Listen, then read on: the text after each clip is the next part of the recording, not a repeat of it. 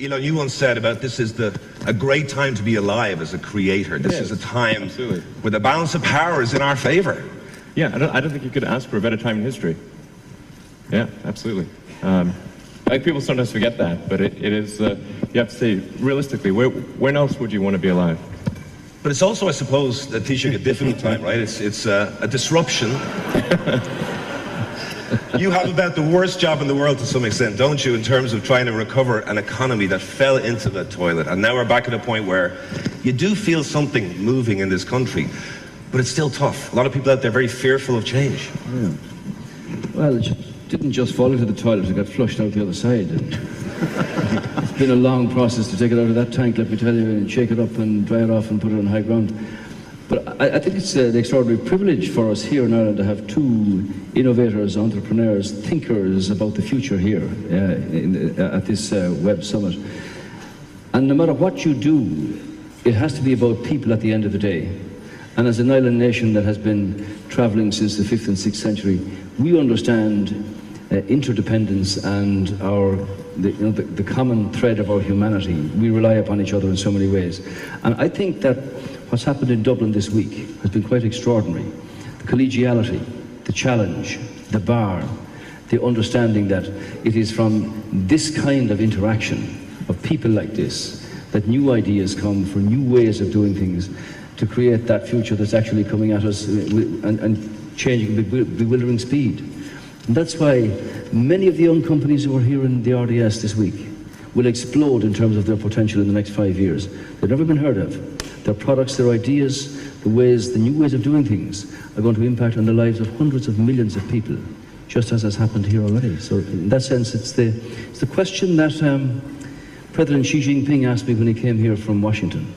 How do you build a sense of community in your country? Because they know about that. And as an island nation, we understand that. And it's to get that sense of community throughout our common humanity is where the challenge and the answers lie to the future.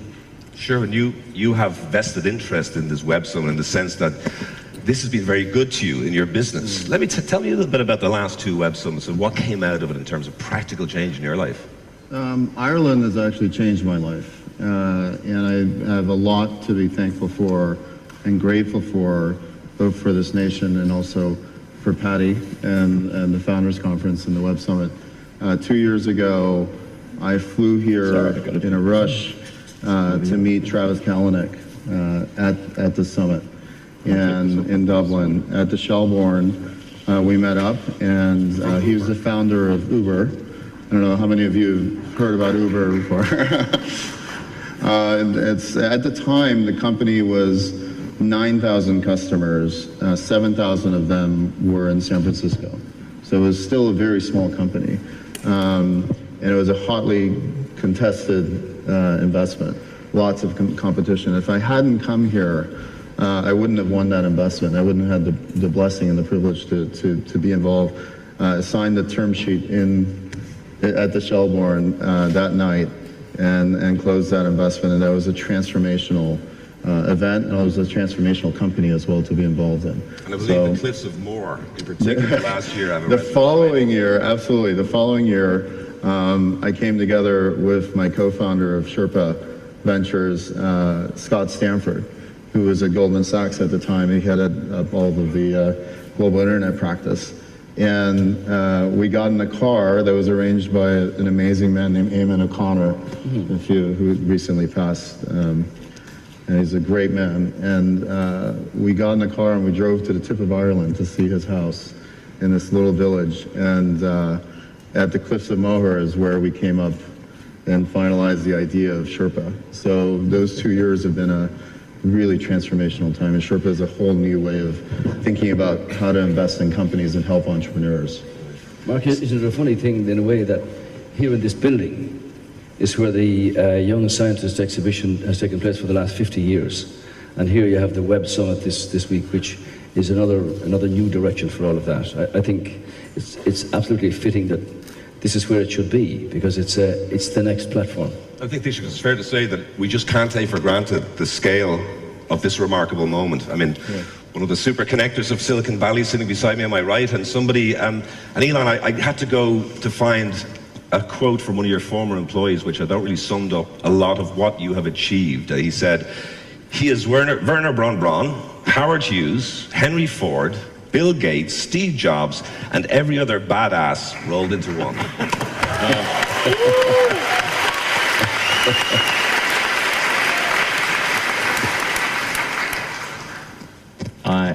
Yeah, that's probably a bit generous.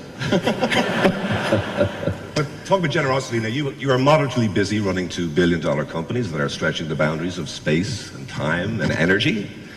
And you came to Dublin. What was the attraction of this event this time? I understand there's really going to be a great party tonight. I think you missed it. It was last night. Yeah, no, I wanted to come back to Ireland for a while. Last time I was here was about a third of a century ago. I was like 7 years old, and had a great time as a kid. Been wanting to come back for a long time, so this was a good opportunity to do so. Don't leave it so long next You'll time. keep coming back here, you know what I mean? Absolutely. We need you. We need you.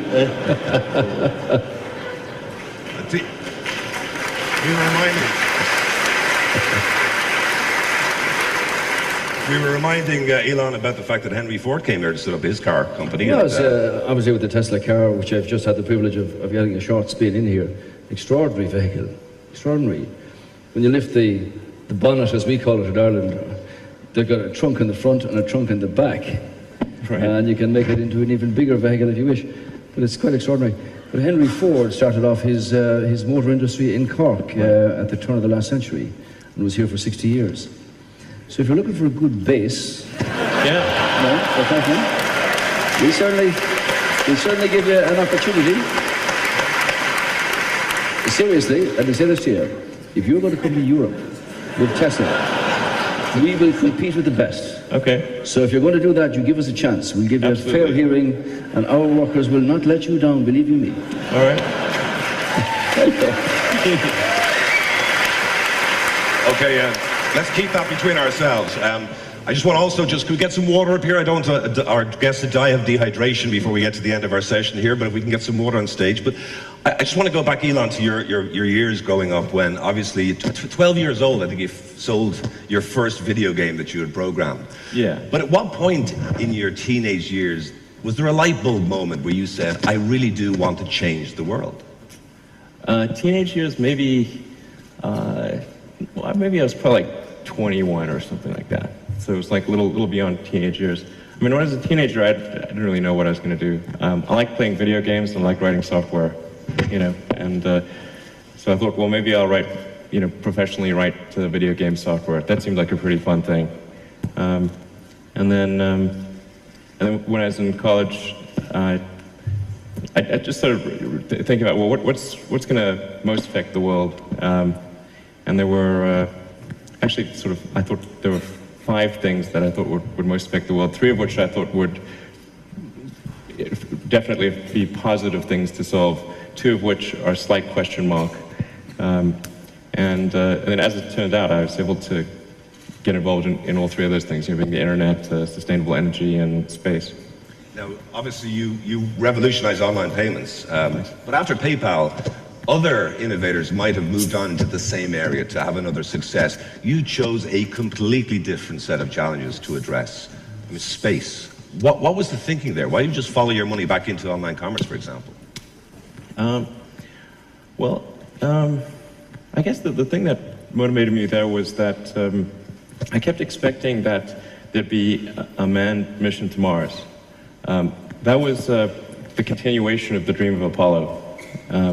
We went to the moon, then there was supposed to be a base on the moon, there were supposed to be space hotels, there were going to be human missions to Mars. And year after year, that stuff didn't happen. And at first I thought, well, maybe people have lost the will to do that. And I sort of came up with this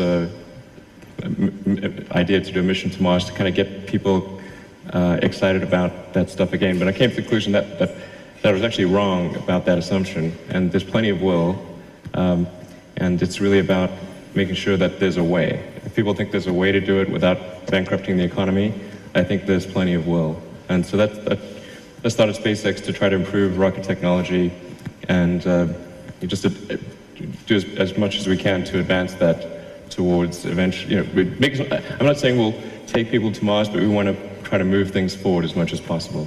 What I'm fascinated by was you started out to try to get people excited again in space, and then you ended up with this fact.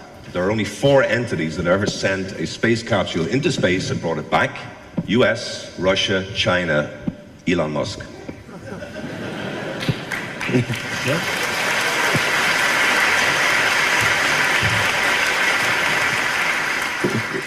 I have a lot of really great people at SpaceX. Yeah, and we've got an awesome team at SpaceX, and actually I think one of the things that isn't recognized is that, there's way too much attention paid to me, and it's really, that's not right. I mean, people want to focus, they want to identify with an individual, and so that sort of naturally is what occurs, but, there's a super talented group of people at SpaceX who make it happen. Can I just take you forward, let's say, 20 years? In your mind, what is your vision for humanity in 20 years' time, and particularly about space exploration? Well, I think the thing that would be really great is to have a base on Mars, and to ultimately and be making steady progress towards having it be a self-sustaining civilization on Mars. I think that's the most powerful thing we can do to ensure the long-term survival of civilization. And it's just a very exciting future, I think, if you imagine a future where we're out there exploring the stars, and we're a multi-planet species. The scope and scale of society is that much greater. I find that sort of view of the future really exciting and inspiring, and there need to be things that are inspiring. There are lots of problems on Earth, and we'll always have problems on Earth, but there also need to be things that are inspiring, that make you want to get out of bed in the morning. And having a bright future in space, I think, is one of those things. I just want to touch on something that isn't talked about as much, especially about how Elon got there, is that founders and entrepreneurs have to have the ability to face death right in the face and survive, to be able to start a company and not give up and put everything you have, your heart and soul, into that company to bring it to life. And one of the things that Elon did with both his companies is an incredible example of that in terms of what you did in 2008, 2009. If you could touch on that and tell that story, I think it's so inspiring, and it really exemplifies what it means to be a founder. Sure, I can maybe give the short account of that time. Things were very, very tough in that 2007, 8, and 9 period, and even sort of the first half of 2010. And the low point was late 2008, because the first 3 launches of the rocket at SpaceX that didn't work. We had 3 failures in a row, and when I started the company, I thought, I'll make sure there's enough capital for 3 launches. But we managed to just barely scrape together enough to do a 4th launch, and in late 2008, that 4th launch worked, and that was our last chance. But Elon, that was the last chance, right? The company would have gone to the wall if the 4th. Game over, yeah. So what's going through your mind as you're watching that rocket blasting off for the 4th time? I mean, they say about like a white-knuckled flight. I mean, it was like, yeah. I mean, it was so tense that when it succeeded, I didn't actually feel elation. I just felt like stress relief. That's all. It was. But having, I think this is something about founders, is having success and failure sitting side by side in a moment. Does it not drive you mad? I mean, to have to cope at that level of pressure. Yeah, that was pretty intense. There were some other compounding things, because at Tesla, we were raising around in summer 2008, and then the financial crisis hit, and you had General Motors and Chrysler going bankrupt. So trying to raise money for a startup electric car company in the face of that, it was like, I mean, people were angry that you even brought up the subject. And so we were only able to raise money from the existing investors And I put everything I had remaining and had to borrow money from friends for the Tesla financing round. And it closed on the last hour of the last day that it could close, which was 6 p.m. Christmas Eve, 2008. And we would have gone bankrupt a few days later. And they all think it's an overnight success. One of the lessons we can learn from this weekend here, Mark, is exactly what the two gentlemen are talking about. And that's to have a culture of not being afraid that something might go wrong, that something might fail. And I think for all the young people in the country who are our future, really, it's from a political perspective, it is to open the doors of opportunity and give them that chance to build their dreams. They won't all work, obviously, but it's to kind of encourage them not to be afraid to follow that, and if it doesn't work, that you start again. We've had the wrong view about that in this country for many years. I think that's something you see in Silicon Valley, that there's no fear of failure. But culturally, in this part of the world, true. No? I think there's fear of failure. I certainly have fear of failure. You know, But it didn't stop you. no. But I think it's an inherent thing, though. Like when Irish people have gone away and they've gone all over the world, you know, they might try 3 or 4 ventures before something actually works in the way they want. But in a confined island, the tradition has been, if it goes down, well, that's it's a bad mark against you. That shouldn't be the way. And when I find going through the secondary schools and the colleges of technology and the universities, there's a different attitude, and that's inspired by people like what you do. I'll touch on fear a little bit, because it's one of the things that I've realized is fear is finite, hope is infinite. And I think what's happened in Silicon Valley is that, as Elon said, we are afraid of failure, but it doesn't stop us from trying, because we hold on to the hope that we will finally actually succeed, regardless of the 3 failures that happened in those rocket launches. You were hoping that 4th would work. And I think the mentality has to be that failure is actually an option. It is an option. And in other places, failure is not an option. And that we look up to people who actually fail, but they keep going forward. But it's also to listen to where a new venture might actually be. For hundreds of thousands of years, we measure the volume of timber by measuring the height of the tree and the circumference and calculate the volume. In Cork, Treematics have cracked this 3D version. You can put the entire Mato Grosso on a computer and determine the value and the quantity of and the volume of timber that's there. It's a whole new way of doing things. Why is it that it's taken Elon, after 50 years of analysis on space travel, to be able to define and make a reusable rocket? We've had, America, NASA, Russia, China, Japan, Europe. Here's one that flies and comes back down and is usable again in a few hours. And as he said himself, it cuts the cost by over 100-fold, which is incredible. Can I ask a question? It seems to me that in many ways, Elon, you relish the status of outsider. I think you're talking about how you're fighting to get this program, the space program, together, and you said it was like a little child wrestling sumo wrestlers. And I thought it was a great image of you as an outsider. Is there a sense that may come from an immigrant experience? So, the Irish immigrants went over, they fought against an elite in the United States. Both of you guys have been born in other countries. Is that a factor in a lot of the great innovators of our generation? Well, I wouldn't say that I relish being an outsider. I really just, I'm agnostic as to whether it's sort of outsider or insider. It's just that, in the case of SpaceX and Tesla and Solar City, we're trying to do something useful, and I'd rather we weren't an outsider, honestly. I think ultimately, in order for SpaceX to be successful, it really has to become part of the system. It can't be an outsider for forever. And I think we're gradually getting there for example, NASA is our biggest customer. That's about a quarter of our launches are for NASA. We were launching GPS satellites and other things, weather satellites. And essentially, it's important to do useful things in kind of the Earth orbit arena in order to earn the money necessary to develop interplanetary transport technology. But being an outsider or insider, I wouldn't say is all that important, except to the degree that you don't want to compromise the fundamental goals and values of the organization in order to become an insider. Sure, do you think there's a sense that there is a sense of the celebrating the iconoclast in American innovative culture? What defines a great innovator? What are the qualities you need? A great innovator is not following the crowd, is not following trends.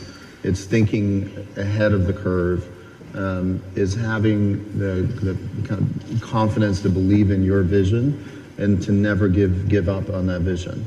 The greatest innovators that I've seen in my life, and I've been blessed to work with from Travis onwards and friends like Elon and seeing what they accomplish, what you notice in them is that they have an opinion.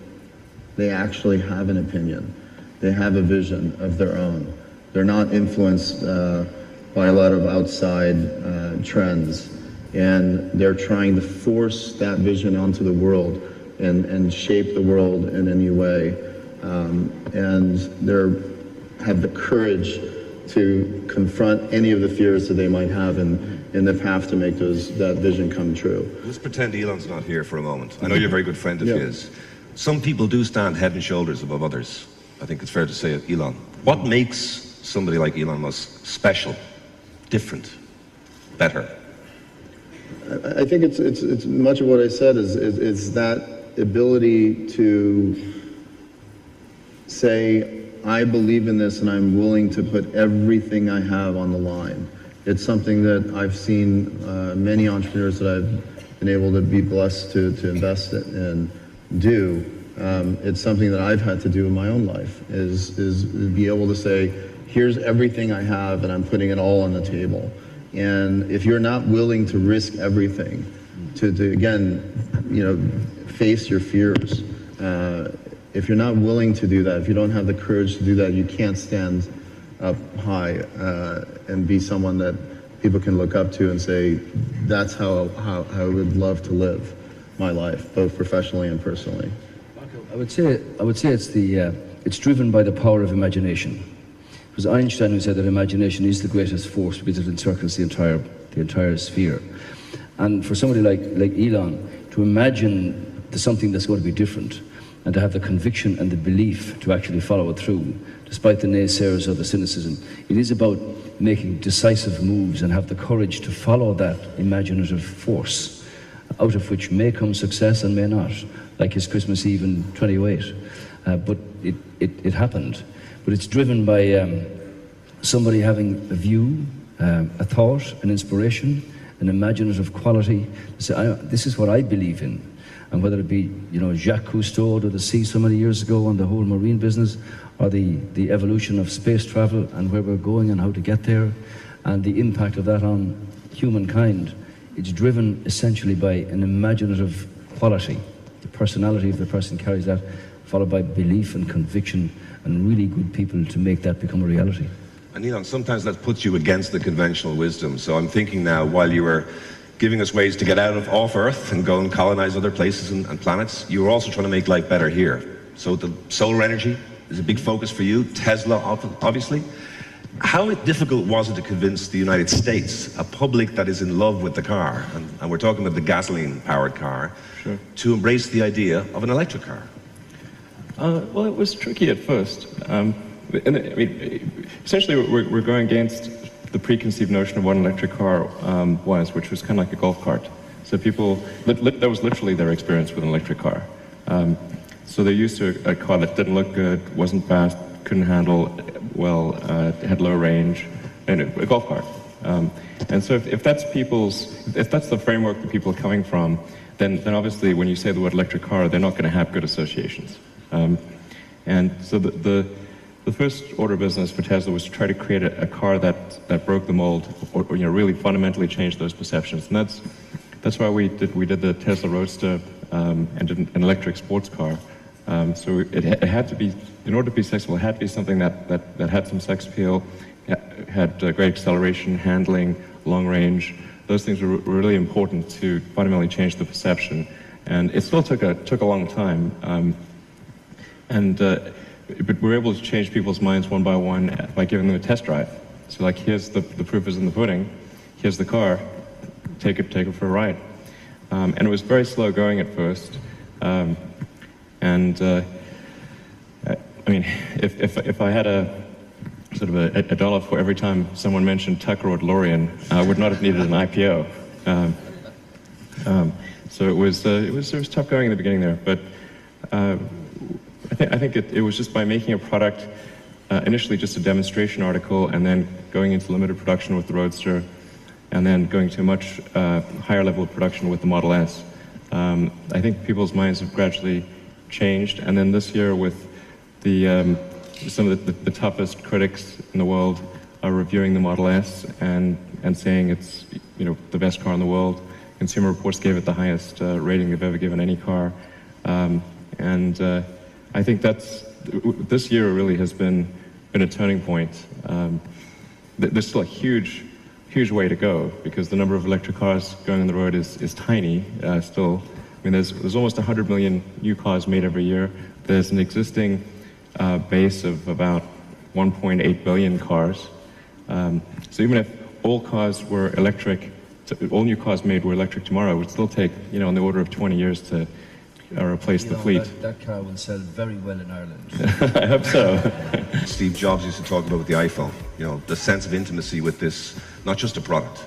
And I've heard someone say that the Tesla will have the impact on personal transport that the iPhone had on telecommunications.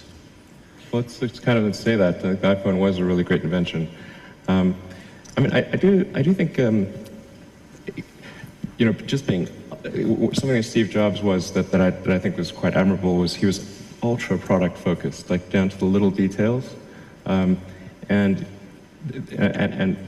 he and the other people at Apple would really try hard to have these, both at a high level and a small level, these delightful things happen. So the product was it just made you happy.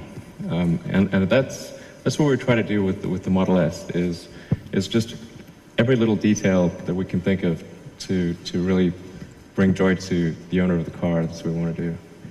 And when can we expect it on the roads of places like Ireland or this part of the world? Well, we should have the right-hand drive version in production in March.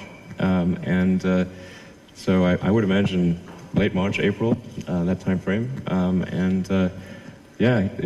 I hope there's many people who will buy it in Ireland. It would be great. And listen, I can't ask you to come to Ireland and not give a bit of advice, perhaps, to the Taoiseach. I was tweeting out this week saying, anyone got some good questions? It was a great question from somebody which said, Elon Musk, if you were the Taoiseach of Ireland, could you give us 3 pointers of what you would do to make us, put us there on the digital frontier? The digital frontier, okay. Well, I haven't really thought about digital stuff for a while, but... Any frontier. Any frontier.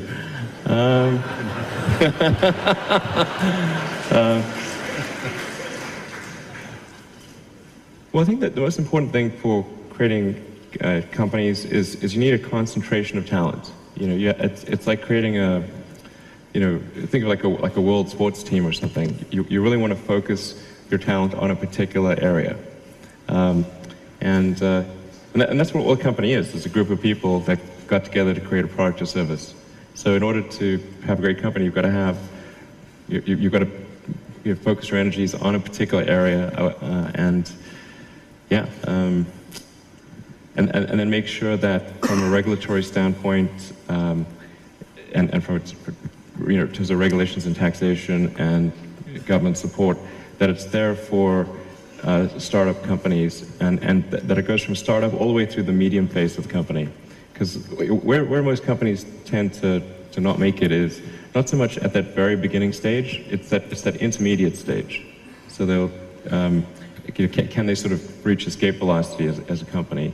And when a new company is formed, and you're going up against established, big established companies, you're trying to build some kind of credibility, and it's incredibly important that companies are nurtured through that phase. I mean, it's just like a little sapling growing in a redwood forest. You've got these giant companies. If you don't get a little bit of sunlight and nutrition, it's game over.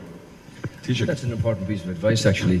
As a small country, we don't have the resources to, spend on all the things that you might like to follow through. So we've looked at the areas where Ireland could concentrate on, like big data or logistics or whatever.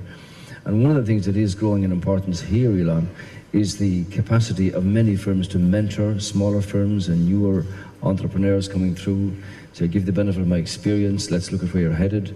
And there's a lot of that going on. I think it's very true to say that the more you get them together, the more the challenge and the results actually come from that. And if you ally that to a sort of an openness to say, look, we're going to give you the opportunity to have a go at this. If it works, great. If it doesn't, we're going to start again. I think that's where the future. We have the best demographics of any country in Europe for the next 25 years. When President Clinton was here, he said, all these young people, they're actually going to short circuit the rigors that so many other countries had to go through coming out of a recession. So it's in there. There's certainly real potential, and I thank you for that. And if you're sending that spacecraft off to Mars, I have a few people I could put on it for you as well. Maybe they could send it from Shannon. We could actually get SpaceX to Shannon. That was another suggestion I had from the Twitter machine. Well, listen, this man, either of you are welcome here anytime. You've done very well so far. Elon, we're a different kind of people. Personality of our people has been all around the world for centuries. We're open, pragmatic, work very hard, not afraid of that. And I think the young talent you have in the country, really, the essence of it was here all week, speaks for itself about their imaginative capacity to change the world and create the future. And anything we can do as a sort of a catalyst for that is our responsibility to open those doors and let them follow their dreams and build them through to reality, as you have done and will do for the future. Yeah, absolutely. No, I was trying to think of, like, is there anything, what useful things can I say? I'm trying to say something that isn't just sort of a bland platitude. I think if for technology companies, you need engineers. So to the degree that there can be encouragement of that course of study at Irish universities, I think that would be really, really powerful. Like maybe engineering could be like tuition free or something like that. So.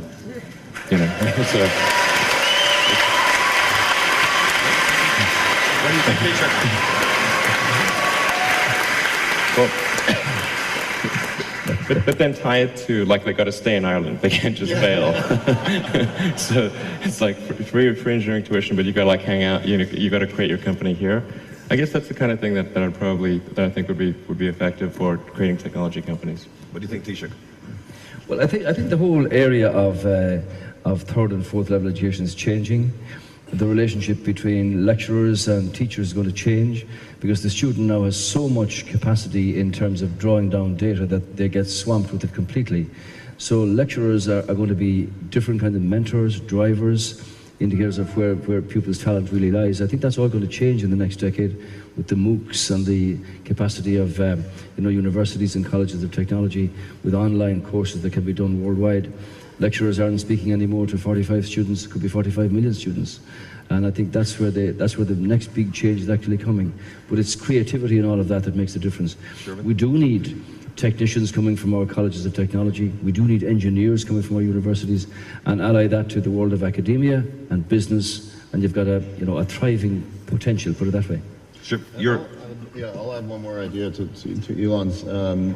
In the U.S., we co-founded something called the Startup Visa Act and started the visa movement with Dave McClure and a number of other entrepreneurs and VCs. And the idea was really to expedite the ability for entrepreneurs to immigrate to America. And the thing about Ireland is Ireland has one of the greatest people in the world and one of the greatest cultures, one of the greatest brands.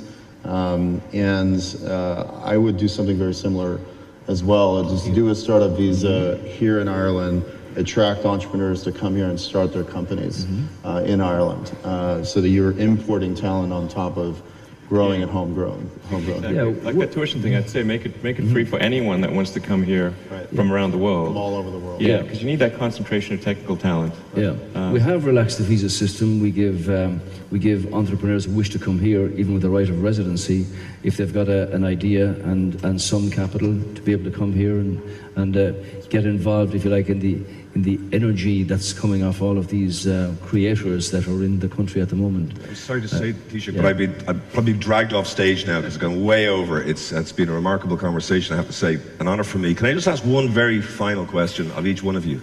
There's so many people here tonight, but there's also people watching live, laptops and their tablets. And somewhere out there's probably somebody who's a great idea, but is kind of paralyzed by fear. They don't know, they don't want to take that chance. Can you just talk for a moment, Shervin, first of all, what would you say to that young potential entrepreneur who just doesn't know if they can take the risk? That's a great question. We immigrated to the U.S., so we came from nothing really. My father was a taxi driver in D.C. and my mom cleaned hotel rooms, and all we had was the American dream. And I grew up just reading a lot of books and dreaming that I could be something and do something of value. And when I went to Berkeley, I started my first company senior year of college, and one of my mentors taught me that you should always ask, that the answer is always no if you don't ask. And as soon as you start asking, you actually get some yeses. And so I applied that in my very first company. When I first started, I had nothing. I was working at night as a security guard while going to school, had no money. And I read an article about a guy named Jamie Dimon, who's now the head of JP Morgan. And the article said he was fired by Citibank, by Citi, and he was in his office with his secretary and kind of waiting for his next move. And I was 22, 23 years old, and in my mind I was like, oh, he's available. I'm going to call him. And he's one of the most powerful people in banking and finance. And so I call 411, which is directory information, and I say, can I get the number for Jamie Dimon in New York?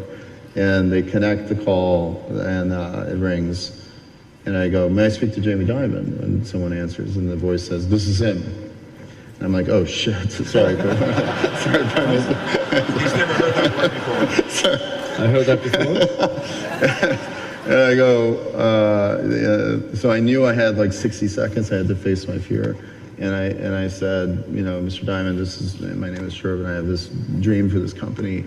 And after a couple minutes of listening to me, he says, that sounds really good. Come up to New York, we'll have dinner. And I did that, and he wrote one of my first checks as an angel investor, and that changed my whole life. If I hadn't made that call, or if I hadn't flown to Ireland to meet with Travis on Uber, those pivotal moments, you just gotta make that call, get on that plane, and you know what's happening ask. now? Everyone's looking for your phone number so that they can give you Directory, 411. Elon, can I ask you about that one message to that potential entrepreneur waiting to make the jump?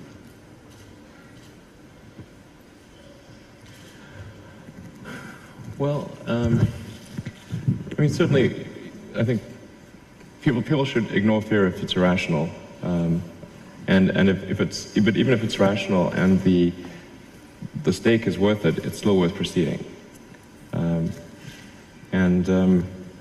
I'll say a few of the things that some people may have heard me say before, which is I think if you're creating a company and doing something new, it's important to reason from first principles, which is kind of a physics framework, rather than reason by analogy.